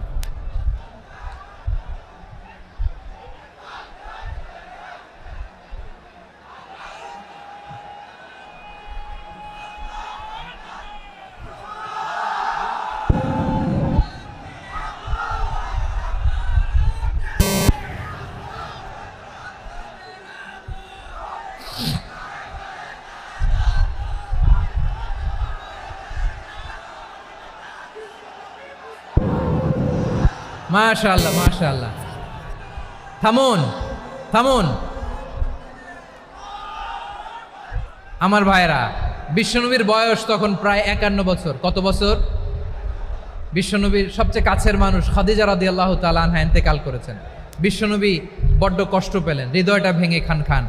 যিনি ঘরের ভেতরে বিশ্বনবীকে সান্ত্বনা দিতেন, ভালোবাসা দিতেন, বাইরে গেলে কুরাইশরা বকাঝকা করে, অত্যাচার করে, কিন্তু আম্মাজান খাদিজা রাদিয়াল্লাহু তাআলা আনহা ঘরটারে এমন শান্তির নীড় বানায় রেখেছেন, এই ঘরের ভিতরে ঢুকলে বিশ্বনবীর কলিজাটা ঠান্ডা হয়ে যেত। এজন্য রব্বুল আলামিন বলেন, খাদিজা, ও আমার বান্দি খাদিজা, জান্নাতে এমন স্পেশাল একটা ঘর আমি তোমার জন্য রেডি করে রেখেছি। ওই ঘরের মধ্যে কোনো আওয়াজ নাই, ওই ঘরের মধ্যে কোনো নয়েজ নাই, ওই ঘরে কোনো বিশৃঙ্খলা নাই। কারণ মক্কার জমিনে আমার নবী কুরাইশদের বিশৃঙ্খলা, নয়েজ আর ঝামেলাগুলোকে উপেক্ষা করে যখন তোমার ঘরের ভিতরে ঢুকতো, ঘরটারে তুমি শান্তির নীড়, ঠান্ডা, নীরব, নিস্তব্ধ, নিঝুম আর শান্তির নীড় বানিয়ে রেখেছ। এজন্য জান্নাতে স্পেশাল একটা শান্তির নীড় আমি তোমারে উপহার দেব। ওই প্রিয়তমা স্ত্রী খাদিজা ইন্তেকাল করলেন, বিশ্বনবীর হৃদয় ভেঙে খান খান। আবার ওনার চাচা আবু তালেব ইন্তেকাল করলেন, যিনি পলিটিক্যাল শেল্টার দিতেন নবীকে। কে দিতেন? আবু তালেবের ভয়ে, বিশ্বনবীর এই চাচার ভয়ে কোনো মুশরিক নবীর গায়ে হাত দেওয়ার সাহস পায় নাই। এখন স্ত্রীও নাই, চাচাও নাই, নবীকে আশ্রয় দেওয়ার কেউ নাই। নবীর চারদিকে অন্ধকার। নবী এখন কই যাবেন? আমার পেয়ারা নবী নতুন স্টেশন খুঁজতেছেন, নতুন দাওয়াতি প্ল্যাটফর্ম খুঁজতেছেন। তিনি যায়েদ বিন হারেসা রাদিয়াল্লাহু তাআলা আনহুকে নিয়ে মক্কার পাশের একটা নেইবরিং সিটি তায়েফে চলে গেলেন। কোথায় চলে গেলেন? লালমনিরহাটের ভাইয়ের আওয়াজ করে বলেন, কোথায় গেলেন? তায়েফে চলে গেলেন দিনের দাওয়াত দেওয়ার জন্য। কি দেওয়ার জন্য? নাকি জমি কিনতে গেছিলেন? জমি কিনতে? দুনিয়ার যশ খ্যাতির জন্য? নিজের কোনো লাভের জন্য? তায়েফবাসীদেরকে জাহান্নামের আগুন থেকে বাঁচানোর জন্য। আওয়াজ করে বলতে হবে ঠিক কিনা? বিশ্বনবী বিশাল মরুপথ, পাহাড়ি পথ পাড়ি দিয়ে তায়েফের মরুজমিনে গেলেন কোরআনের দাওয়াত নিয়ে, ইমানের দাওয়াত নিয়ে। কিন্তু তায়েফের লোকেরা বিশ্বনবীর দাওয়াতকে শুধু প্রত্যাখ্যান করেই থামে নাই, তারা বিশ্বনবীর সাথে অত্যন্ত খারাপ আচরণ করেছে। বিশ্বনবীকে শারীরিকভাবে হেনস্থা করেছে, আমার নবীকে শারীরিকভাবে অত্যাচার করেছে, আমার পেয়ারা নবীর গায়ে পাথর মেরেছে, বিশ্বনবীর গা বেয়ে ঝরঝর করে রক্ত ঝরেছে, নবী জামিনের মধ্যে লুটিয়ে পড়েছেন, আবার মেরেছে, আবার নবী হাঁটতে শুরু করলেন, পেছন থেকে আবার মেরেছে, আবার নবী রক্তাক্ত হয়ে জামিনের মধ্যে লুটিয়ে পড়লেন, আবার মেরেছে। বিশ্বনবীর মতো এত সুশ্রী মানব, বিশ্বনবীর মতো এত শুভ্র মানব, বিশ্বনবীর মতো এমন চমৎকার দেহাবয়ব দিয়ে রব্বুল আলামিন কাউকে বানান নাই। এরকম চমৎকার মানুষটাকে তারা তায়েফের ওই জমিনে রক্তাক্ত করেছে। বিশ্বনবী দুনিয়ার কোনো স্বার্থের জন্য সেখানে যান নাই, নিজের কোনো লাভের জন্য, প্রাপ্তির জন্য যান নাই, তায়েফবাসীদের জাহান্নামের আগুন থেকে বাঁচাতে গিয়েছেন। ঠিক কিনা বলেন? খেয়ে না খেয়ে দিন প্রচারের কাজে নিজেকে দিয়েছ বিলিয়ে, তায়েফের কাফিরেরা চিনল না সে আলো, দুষ্ট ছেলেদের পিছু দিল লেলিয়ে, পাথরের আঘাতে ক্ষত বিক্ষত হয়ে সারা শরীর থেকে রক্ত ঝরে। হে রাসূল তোমাকে ভুলি আমি কেমন করে, হে রাসূল তোমাকে ভুলি আমি কেমন করে। পারেন না আপনারা? ধরুন আমার সাথে। হাজার ব্যথা বেদনার পরে ফিরে আসনি তুমি আপন ঘরে, দিনের আলো তুমি ছড়িয়ে দিতে, চলে গেলে মদিনায় মক্কা ছেড়ে। হে রাসূল তোমাকে ভুলি আমি কেমন করে, হে রাসূল তোমাকে ভুলি আমি কেমন করে। ঠিক কিনা বলেন? প্রিয় ভাইরা, তায়েফের ছেলেরা নবীকে রক্তাক্ত করলো। আমার নবী কই যাবে? কই যাবে? মক্কায় জায়গা নাই, তায়েফে জায়গা নাই। তায়েফ থেকে ভারাক্রান্ত মন নিয়ে আমার নবী মক্কায় ফিরে আসলেন। বিশ্বনবী মক্কায় ঢুকতে পারেন না। মক্কার মরুভূমির দিকে তাকিয়ে, উপত্যকার দিকে তাকিয়ে বিশ্বনবী ধা ধা করে কাঁদেন, ঝরঝর করে নবীর চেহারা মোবারক থেকে চোখের পানিগুলো বেয়ে বেয়ে পড়ে। আমার জন্মস্থান, আমার শৈশব, কৈশোর, যৌবন কেটেছে এই মক্কায়, আমার এলাকায় আমি ঢুকতে পারি না। বিশ্বনবী মক্কার অনতি দূরে দাঁড়িয়ে জায়েদকে পাঠালেন, জায়েদ যাও দেখো কেউ আমাকে সাপোর্ট করার মতো আছে কিনা, যাও অমুকের কাছে যাও। জায়েদ গেলেন, তারাও প্রত্যাখ্যান করে ফিরিয়ে দেয়। বিশ্বনবী বললেন যাও অমুক লোকের কাছে যাও, তিনিও প্রত্যাখ্যান করে ফিরিয়ে দিলেন। কেউ বিশ্বনবীকে আশ্রয় দিতে রাজি হয় না। নিজ জন্মভূমিতে বিতাড়িত বিশ্বনবী, সর্বশেষ বিশ্বনবী বললেন যাও মুতঈম ইবনে আদির ঘরে যাও। মুতঈম ইবনে আদি মুশরিক, তার কাছে যাও। গেলেন, মুতঈম ইবনে আদি রাজি হয়ে গেল। সুবহানাল্লাহ বলেন। দেখেন অনেক বিপদের সময়ও আমি নিজে সাক্ষী, সামাজিকভাবে রাজনৈতিকভাবে কত ঝঞ্ঝা, কত ষড়যন্ত্র, কত কনস্পাইরেসি পাড়ি দিয়ে আমাদেরকে সামনে এগিয়ে যেতে হয়। এই শত্রুদের ভেতরেও একজনকে দাঁড় করিয়ে দেয় যে আল্লাহর কোরআনের জন্য রেডি হয়ে যায়। পড়েন সুবহানাল্লাহ।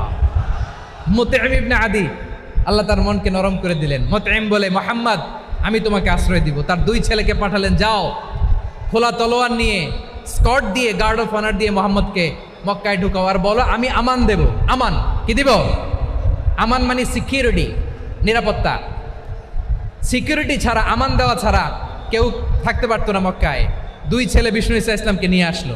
নবী কাবার চারদিকে তাওয়াফ করলেন, নামাজ পড়লেন। আবু জাহেল, উতবা, শাইবা, ওয়ালিদ ইবনে মুগীরা সবাই দেখে, কেউ কিছু করতে পারে না। কারণ মুতঈম ইবনে আদি ঘোষণা দিয়েছেন আমি মুহাম্মদকে আমান দিয়েছি, মুহাম্মদের গায়ে যেন কেউ স্পর্শ না করে। আওয়াজ করে পড়েন সুবহানাল্লাহ। নবীর এই বিপদকালে মুহূর্তে মুতঈমের হৃদয়টারে নরম করে দিল কে? আচ্ছা লালমনির হাটের ভাইয়েরা বলেন, এই মুতঈম কি মুসলিম ছিল না মুশরিক? সবাই বলতে হবে মুসলিম না মুশরিক। তাহলে মুশরিকের কাছ থেকে নবী পলিটিক্যাল অ্যাসাইলাম, আধুনিক রাষ্ট্রবিজ্ঞানের ভাষায় পলিটিক্যাল অ্যাসাইলাম, যেটাকে বলে রাজনৈতিক আশ্রয়, ওনার আমান বা নিরাপত্তার এই ঘোষণায় তিনি মক্কায় ঢুকলেন। যতদিন নিরাপত্তা ছিলেন। মুতঈম যখন মারা গেল, বিষ্ণু ইসলাম হিজরত করে মদিনায় চলে গেলেন। সুবহানাল্লাহ। কিন্তু মুতঈম যে বিশ্বনবীর উপকার করছে এটা বিশ্বনবী ভুলে নাই। আমাদের অনেকে আছে উপকার করার পরে আর খেয়াল থাকে না, খাওয়ার পরে গলা দিয়ে নামলে আর খেয়াল থাকে না, এরকম আছে না নাই? আমার নবী ভুলে নাই। বদরের প্রান্তরে 70 জন কাফেরকে যখন বন্দি করে বিশ্বনবীর সামনে হাঁটু গেড়ে দাঁড় করানো হলো, বসানো হলো, 70 জন কাফের। কয়জন? বিশ্বনবী তাদের দিকে তাকিয়ে বললেন, সহিহ বুখারীর বর্ণনা, লাউ কানাল মুতঈম ইবনু আদি হাইয়ান সুম্মা কাল্লামানি হাউলাইন নাতনা লা তারাকতুহুম লাহু। বদরের প্রান্তরে 70 জন বন্দি কাফিরের দিকে তাকিয়ে আমার নবী বললেন, আজকে মুতঈম ইবনে আদি যদি বেঁচে থাকতো আর তোমাদের 70 জনের ব্যাপারে যদি মুতঈম এক বাক্যে একটা সুপারিশ করত, তার সম্মানে আজকে তোদের সবাইরে আমি মাফ করে দিতাম। সুবহানাল্লাহ। নাই ওই যে চিল্লাচিল্লি যে কথা বোঝে নাই, কোন জিনিস মিস করছে ওরা নিজেরাও বোঝে নাই। বিশ্বনবী মুতঈমের এই সাহায্যের কথা বলে নাই। 70 জন মুশরিক হাঁটু গেড়ে বসা, নবী চাইলে এখনই এক্সিকিউশন অর্ডার দিতে পারে। তিনি বললেন, আজকে যদি মুতঈম বেঁচে থাকতো আর মুতঈম যদি তোদের জন্য সুপারিশ করতে, এই আবর্জনাগুলোর ব্যাপারে সুপারিশ করতে, আমি মুহূর্তেই তোদেরকে এমনি মাফ করে দিতাম। এবার বলেন, ইসলাম কি ন্যারো মাইন্ডেড না ব্রড মাইন্ডেড? শুধু তাই নয়, যাকে যে সম্মান দেয়ার আমার নবী দিতেন, হোক আস্তিক হোক নাস্তিক, হোক মুসলিম হোক অমুসলিম। বিষ্ণু ইসলাম যখন রোমান সম্রাটের কাছে চিঠি লিখেছেন, আমার প্রিয় লালমনিরহাটের ভাইরা, অল্প কয়েক মিনিট কয়েকটা জরুরি কথা বলবো, এদিকে তাকান, এদিকে তাকান। রোমান সম্রাটের কাছে বিশ্বনবী যখন চিঠি লিখলেন মিন মুহাম্মদ রাসূলিল্লাহ ইলা হিরাকলা আযীমির রোম। মুহাম্মদের পক্ষ থেকে হিরাক্লিয়াসের কাছে, যিনি হচ্ছেন আযীমির রোম। এটা নবী নিজ থেকে বানায় লিখছেন অতিরিক্ত সম্মান দিয়ে। কোন রাষ্ট্রপ্রধান যখন আসে তাদেরকে আমরা কি বলি জানেন? তার নামের শেষে HE এটা লিখতে হয়, H.E. মানে হিজ এক্সেলেন্সি। কি লেখে? হিজ এক্সেলেন্টি, অথবা ইউর হাইনেস, ইউর ম্যাজেস্টি। দেখেন, বিশ্বনবী সাল্লাল্লাহু আলাইহি ওয়াসাল্লাম সব নবীদেরও নবী, তিনি একজন মুশরিক খ্রিস্টান সম্রাট রোমান সম্রাটের কাছে চিঠি লিখতে যায়, লিখতেছে ইলা হিরাকলা আযীমির রোম, হিরাক্লিয়াসের কাছে আমার চিঠি, যিনি রোমের আযীম, হিজ হাইনেস, মানে রোমের অনেক সম্মানিত এক বাহাদুর। আওয়াজ করে বলেন সুবহানাল্লাহ। তার মানে যাকে যে সম্মান দেয়ার এটা বিশ্বনবী দিতেন। এমনকি যেই ইহুদিরা ভালো ছিল, এই ইহুদিদেরও প্রশংসা করেছেন বিশ্বনবী মুহাম্মদুর রাসূলুল্লাহ সাল্লাল্লাহু আলাইহি ওয়াসাল্লাম। এক ইহুদির প্রশংসা করেছেন বিশ্বনবী। ইহুদির কার? আমি তো আমার ভাইয়ের প্রশংসা করি না, আমি তো এক আলেম আরেক আলেমরে স্পেস দেই না, আমি তো এক দায়ী আরেক দায়ীর সাথে বসতে চাই না। আমার নবী ইহুদির প্রশংসা করে। কার প্রশংসা? ওই ইহুদির নাম ছিল মুখাইরিক। সিরাত গ্রন্থ ঘাটলে পাবেন। তিনি বলেছেন, মুখাইরিক খাইরু ইয়াহুদ, Mukhairiq is the best of the Jews. জুইশদের মধ্যে সে সবচেয়ে ভালো। কেন প্রশংসা করলেন তার? এর কারণ মদিনা চার্টারে কথা ছিল সব ধর্মের মুসলিম, মুশরিক, ইহুদিরা মিলে মদিনাকে রক্ষা করবে। কিন্তু 3য় হিজরিতে যখন উহুদের যুদ্ধ শুরু হলো, সবার কথা ছিল যেই আক্রমণ করে আমরা মদিনাকে বাঁচাবো। কোন শহরকে বাঁচাবো? মদিনাকে। কিন্তু কুরাইশরা যখন অ্যাটাক করলো, ইহুদিরা আর আসে না, ইহুদিরা আর বেরোয় না। বিষ্ণু বললেন, ওহে ইহুদিরা, তোমরা না চুক্তি করলে আমার সাথে যে মদিনা বাঁচাতে সবাই ঝাঁপিয়ে পড়বো, আসো। একটা ইহুদিও বেরোয় না, কেউ আসে নাই সেদিন, একজন ছাড়া। তার নাম মুখাইরেক। তার নাম কি? মুখাইরেক বাহাদুরের মতো ঘোড়সাওয়ার হয়ে বেরিয়ে গেলেন এবং বললেন, গোটা ইহুদি সাম্রাজ্যের একজনও যদি না আসে, আমি মুখাইরেককে কেউ ঘরে আটকে রাখতে পারবে না। বেরিয়ে আসলেন, এসে বললেন, আমি মুহাম্মদের পক্ষে যুদ্ধ করব। আমি মারা গেলে আমার সম্পদ আমার উত্তরাধিকারীরা পাবে না, আমার সম্পদ তোমরা মুহাম্মদকে দিয়ে দিবা। সুবহানাল্লাহ বলেন। উহুদের ময়দানে 70 জন মুসলমান শহীদ হলো। এই ইহুদি সেও মুসলমানের পক্ষে যুদ্ধ করে নিহত হলো। সুবহানাল্লাহ বলেন। মুসলিমদের লাশ যখন নিয়ে আসা হলো, এই মুখাইরিকের লাশও নিয়ে আসা হলো। মুসলিমদের লাশের পাশে মুখাইরিকের লাশ দেখে বিশ্বনবী মুখাইরিকের প্রতি অনেক খুশি হলেন। আর বিশ্বনবী খুশি হয়ে বললেন, মুখাইরিক খয়রু ইয়াহুদ, মুখাইরিক যদিও তুমি ইহুদি, তারপরও তুমি সব ইহুদিদের মধ্যে সেরা ইহুদি। পড়েন সুবহানাল্লাহ। আমার নবী ইহুদিকেও সম্মান দিতে কার্পণ্য করে নাই। আওয়াজ করে বলেন আল্লাহু আকবার। প্রিয় ভাইরা, এবার সর্বশেষ আওয়াজ করে বলেন, ইসলাম কি ন্যারো মাইন্ডেড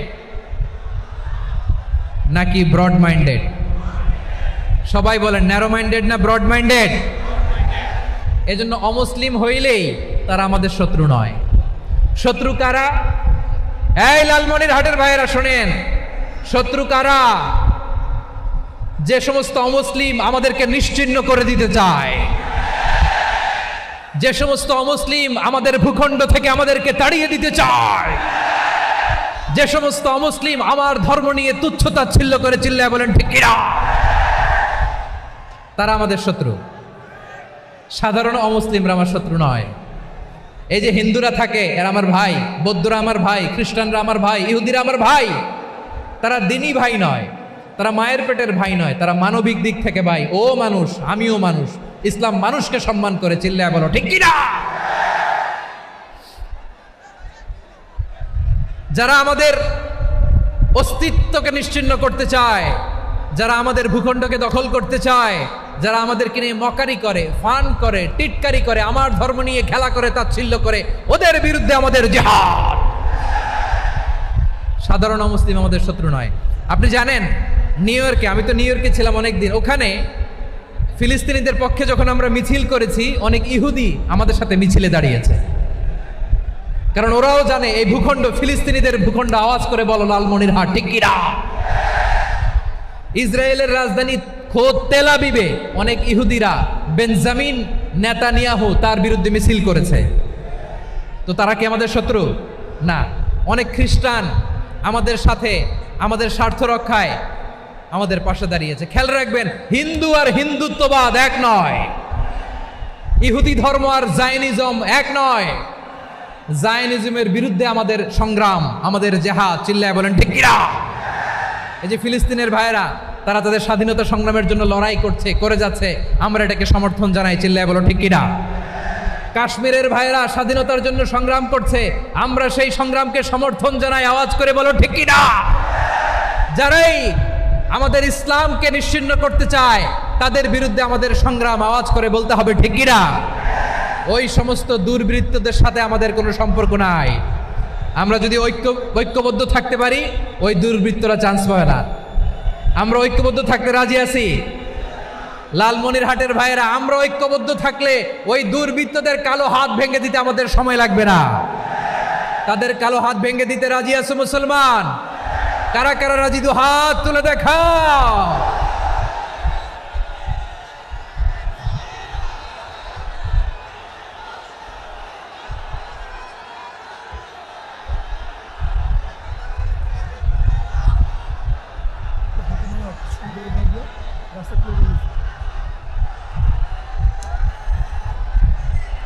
আমার প্রাণ প্রিয় লালমনিরহাটের ভাইয়েরা, শত্রু কাফের আর অশত্রু কাফেরের মধ্যে পার্থক্য আছে না নাই? আবু তালেবও মুশরিক, আবু জাহেলও মুশরিক, কিন্তু দুই মুশরিকে পার্থক্য আছে না নাই? আবু তালেব নবীর চাচা, মুশরিক, মারা গিয়েছে মুশরিক অবস্থায়, কিন্তু আজীবন আমার নবীকে আগলে রেখেছে, আমার নবীকে সাপোর্ট করেছে, ভালোবেসেছে। আবু জাহেলও মুশরিক, মারা গিয়েছে মুশরিক হিসেবে, আজীবন আমার নবীর বিরুদ্ধাচরণ করেছে। আবু জাহেলের শক্তি, সামর্থ্য, স্ট্র্যাটেজি, প্ল্যান সব আমার নবীর বিরুদ্ধে ছিল। এই আবু জাহেলের কারণে একটা দিন শান্তিতে আমার নবী মক্কায় ঘুমাতে পারে নাই, চিল্লায় বলেন ঠিক কিনা। এজন্য রব্বুল আলামিন বলেন, লা ইয়ানহাকুমুল্লাহু আনিল্লাযীনা লাম ইউকাতিলুকুম ফিদ-দীনি ওয়া লাম ইখরিজুকুম মিন দিয়ারিকুম আন তাবাররুহুম ওয়া তুকসিতু ইলাইহিম ইন্নাল্লাহা ইউহিব্বুল মুকসিতিন। আল্লাহ বলে, গোলামেরা শোনো শোনো, যে সমস্ত অমুসলিম তোমাদের সাথে ধর্মযুদ্ধে লিপ্ত হয় না, তোমাদের বিরুদ্ধে যে সমস্ত অমুসলিম অস্ত্র ধরে না, যে সমস্ত অমুসলিম তোমাদেরকে তোমাদের জন্মস্থান থেকে ভূখণ্ড থেকে তাড়িয়ে দেয় না, তাদের সাথে ভালো আচরণ করতে আমি আল্লাহ নিষেধ করি নাই। তাদের সাথে সদাচরণে কোনো নিষেধাজ্ঞা নাই, বরং তাদের সাথে সদাচরণ করো, এটাই আমি আল্লাহ চাই। তাহলে আমার যে অমুসলিমরা আমাদের সাথে শত্রুতা করে না, তুচ্ছতাচ্ছিল্য করে না, আমাদের ভূমি থেকে আমাদেরকে উচ্ছেদ করতে চায় না, আমাদের বিরুদ্ধে অস্ত্র ধরে না, ওই অমুসলিম ভাইদের সাথে আমাদের কোনো দ্বন্দ্ব আছে? কোনো বিরোধ আছে? বরং আছে ভালোবাসা। বরং আছে কি? এই ভালোবাসা দিয়েই আমরা বিশ্ব জয় করবো। রাজি আছো মুসলমান? আমাদের পুঁজি ভালোবাসা। আমাদের পুঁজি কি? এবার আওয়াজ করে বলেন, আমার এই পুরো আলোচনা থেকে the religious coexistence, peaceful coexistence, শান্তিপূর্ণ সহাবস্থান, কমিউনাল হারমোনি, এই সাম্প্রদায়িক সম্প্রীতি, এই আলোচনা থেকে কি বুঝলেন? ইসলাম কি ন্যারো মাইন্ডেড না ব্রড মাইন্ডেড? এই ব্রড মাইন্ডেড হৃদয় নিয়ে ভালোবাসা দিয়ে আমরা বিশ্ব জয় করতে চাই। রাজি আছেন? আল্লাহ কবুল করুক, আমরা সবাই পড়ি আমিন। লালমনিরহাটের জেলা স্টেডিয়ামে আমার প্রিয় মায়েরা বোনেরা, আপনাদের জন্য একটা হাদিস বলে শেষ করব। বিশ্বনবী বলেন, আমার মায়েরা খেয়াল করে শুনুন, বিশ্বনবী আপনাদের উদ্দেশ্য করে বলেন, আল মারআতু ইযা সাল্লাত খামসাহা ওয়া সামাত শাহরাহা হাফিজাত ফুরুজাহা আতাআত বা'লাহা ফালতাদখুল মিন আইয়ি আবওয়াবিল জান্নাতি শাআত। বিশ্বনবী বলেন, ও রমণীরা, ও নারীরা, যে সমস্ত নারী এই 4টা কাজ করবে, এই 4টা কাজের গ্যারান্টি দিবে, তাদেরকে জান্নাতের 8টা দরজার গ্যারান্টি দেয়া হবে। কি 4টা কাজ? 1 নম্বর, আল মারআতু ইযা সাল্লাত খামসাহা, যে নারী 5 ওয়াক্ত নামাজ পড়ে। কি করে? জেলা স্টেডিয়ামে অবস্থানরত আমার নারীরা বোনেরা, বিশ্বনবী আপনাদেরকে 4টা কাজের কথা বলেছেন, খুব বেশি না। 4টা করলে 8 জান্নাতের দরজা সব খোলা। কোনটা দিয়ে যাবেন? যেটা দিয়ে মনে চায়। 1 নাম্বার 5 ওয়াক্ত নামাজ। আমার বোনেরা জোহরের নামাজ পড়তে পড়তে এটা আসরে নিয়ে যায়, আসর পড়তে পড়তে এটা মাগরিবে নিয়ে যায়, এরকম আসরা নাই? লালমনিরহাটে হয়তো নাই। আমার বোনেরা এটা করবেন না।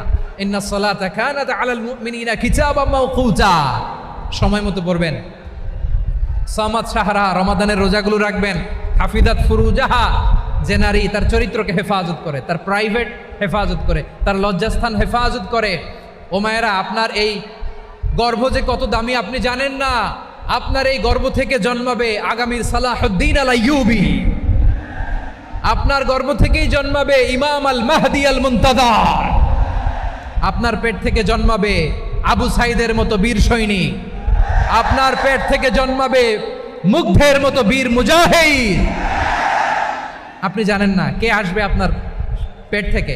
সময়টাকে কাজে লাগান, ইসলামকে বুঝেন, মানেন, আমাদের ইসলামিক লেকচারগুলো শোনেন।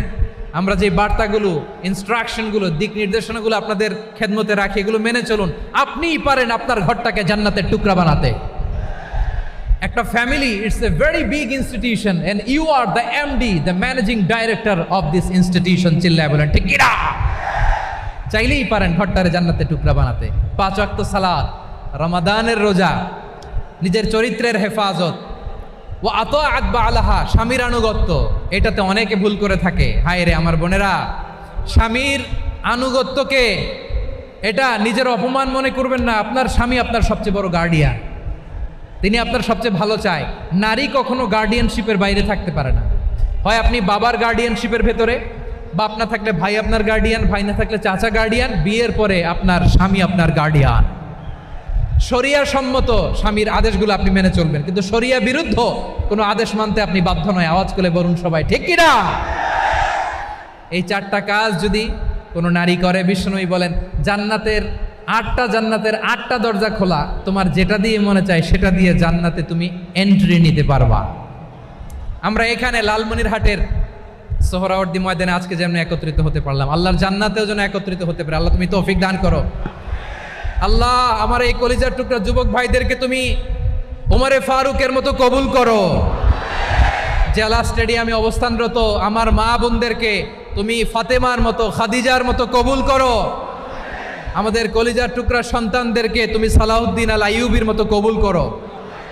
এই যে ইসলামিক সোসাইটি লালমনিরহাটকে আল্লাহ তুমি কবুল করো। আল্লাহ যে কথাগুলো বললাম এগুলো প্রথমে আমাকে, আমার সব ভাইদেরকে আমল করার তৌফিক দান করো।